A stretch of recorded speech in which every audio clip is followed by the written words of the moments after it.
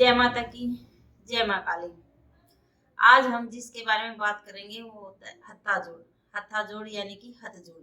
आप लोगों ने बहुत सौ ने सुना होगा कि हथ जोड़ को घर में ले आए और घर में लाने से, उसको रखने से सुख समृद्धि बढ़ती है, संपन्नता बढ़ती है।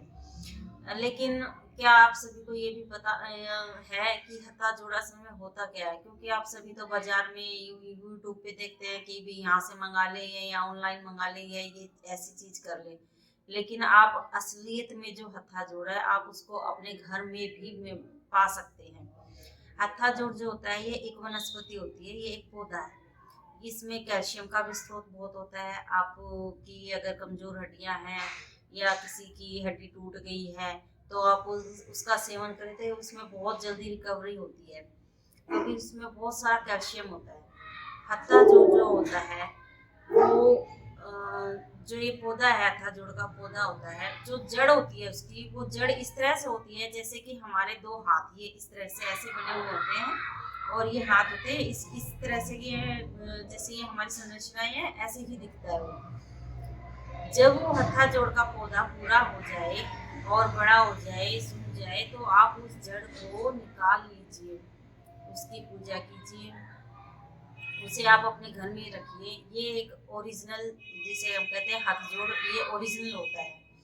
और आप इसकी जैसे बहुत शुभ समय होते हैं, जैसे सर्वार्थ सिद्धि योग हो गया, गुरु पुष्य नक्षत्र हो गया, द्विपुष्कर योग हो गया, त्रिपुष्कर योग हो गया, आप गूगल पे भी निकाल सकते हैं। और इन योग में आप इस जड़ को निकाल कर और इसकी पूजा कीजिए, तो ये आपको, जो ये आप बाजार से बाहर से हथ जोड़ लेके आते हैं उससे ज्यादा, बहुत बहुत ज्यादा लाभ देगा। आपके घर में आर्थिक संपन्नता है वो बनी रहेगी, किसी तरह का कोई और कष्ट है वो भी समाप्त होने लगेगा, घर में से नेगेटिव एनर्जी है वो भी धीरे धीरे निकलने लगेगी।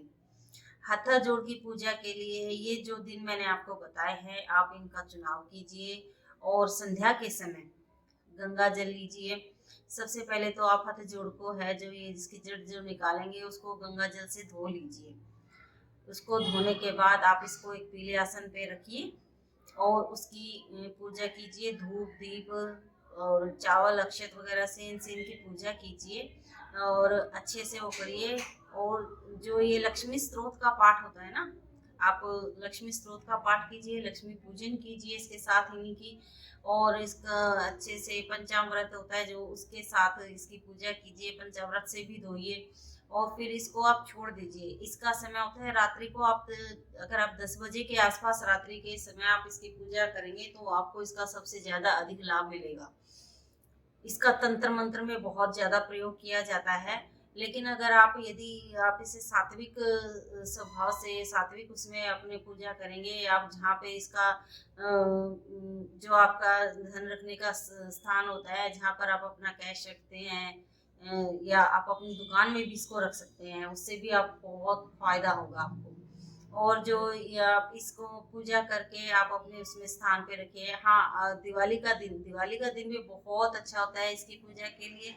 दिवाली के दिन भी आप इसकी पूजा कर सकते हैं, अगर आपको मिल जाता है तो। दिवाली के समय पे तो सबसे अच्छी होती है ये पूजा, करके इसको अपने घर में रखना, आपको बहुत ज़्यादा फायदा होगा। तो आप इस जो ये हत्था जोड़ है इसकी पूजा करके आप अपने इसमें रखिए, आपको बहुत फायदा होगा।